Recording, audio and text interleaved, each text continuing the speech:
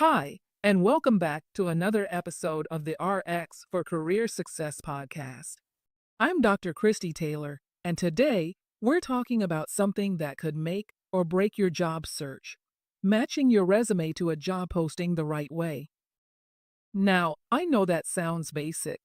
You've probably heard before that you should tailor your resume, but most people don't actually know how to do that effectively. And honestly, I don't blame them. When you're pivoting careers or applying to a bunch of jobs, it's tempting to just send the same resume over and over again and hope it sticks. But here's the truth. Hiring managers aren't just looking for someone who's qualified. They're looking for someone who's aligned with their specific needs. And if your resume doesn't speak their language, it's not going to get through, especially if it's going through an ATS. Let me put it this way. Applying for jobs without tailoring your resume is like sending out a generic "hey" to everyone in your phone and expecting a deep, meaningful conversation. It doesn't work. There's no connection, no clarity. So let's talk about how to actually match your resume to the job posting and do it in a way that works. First, you've got to slow down and read the job description. Really read it.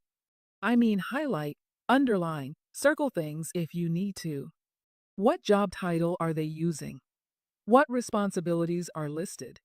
What tools, systems, or soft skills keep popping up? If you see the word collaboration 3 different times in the same posting, that's not an accident.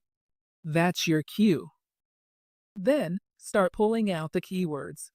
These are the words that ATS software is scanning for, and they're usually sitting right in the responsibilities or qualifications section. Think phrases like stakeholder engagement, project lifecycle, or data-driven decisions. These are gold. Once you spot them, it's your job to weave them naturally into your resume. Not by stuffing them awkwardly, but by reframing your experience to reflect what they're asking for.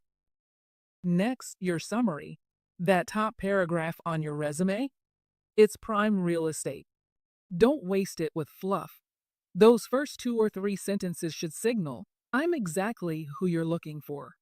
Say the job title you're targeting, highlight the years of experience you bring, and name drop a couple of the most important keywords from the post.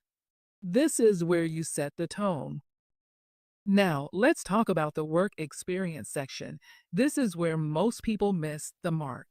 They just list tasks instead of showing results. What you want to do is mirror the language from the job post and back it up with your actual accomplishments. If the job says they want someone who can manage cross-functional teams, and you've done that, say it. Show it.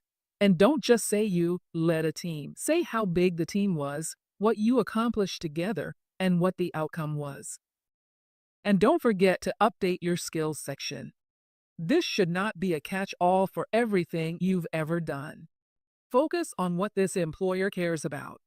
If they mention Salesforce, HubSpot, Agile methodology, stakeholder engagement, those are your cues.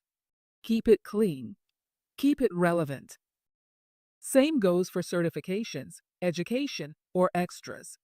Make sure you're listing your credentials exactly the way they appear in the job posting. If they say PMP, don't write out Project Management Professional. Match it word for word so the ATS can catch it. And before you hit submit, check the basics. Save your resume as a doc or docs unless the posting says otherwise. Keep your formatting simple, no excessive use of columns or table, and no images. And give the file a clean name like first name, last name, job title. Trust me, all these little details add up. Now let's be real, this takes effort. But you know what? It's worth it.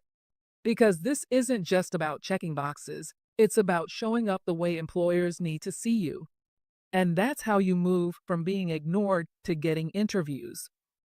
And if you're listening to this thinking, I'm not sure if my resume is even close to what it should be, you don't have to figure this out alone.